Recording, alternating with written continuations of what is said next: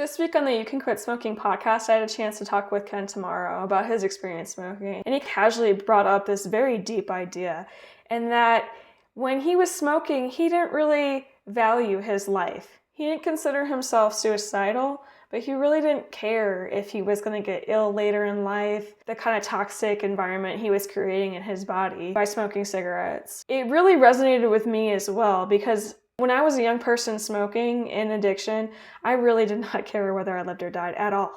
It was a very self-destructive act, but I didn't always see it that way. I always saw it as something pleasurable, something that was fun, kept me lively, that brought something good in life. I thought that I was gaining something from it and didn't really consider how disrespectful it was to myself and to life. And so I think maybe it might help to bring some of these subconscious thoughts to the surface.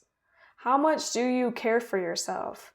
Do you value your life? What kind of behavior would align with that? Do you see smoking as something that's adding to your life or taking away? And then you can start to play with things as it comes up. You got to meet yourself where you're at.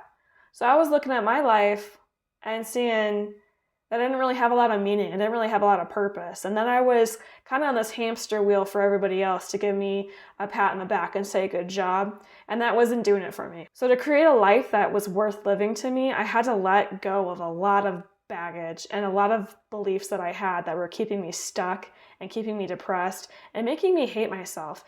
And part of that was I just wasn't allowing myself to be myself.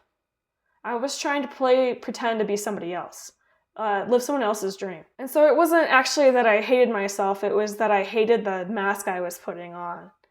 And I gave myself permission to let that mask off, no matter what that meant. And that's when I really began to respect myself and respect my life and have gratitude, because life is a precious gift. I know it gets rough. I've been through some rough things myself.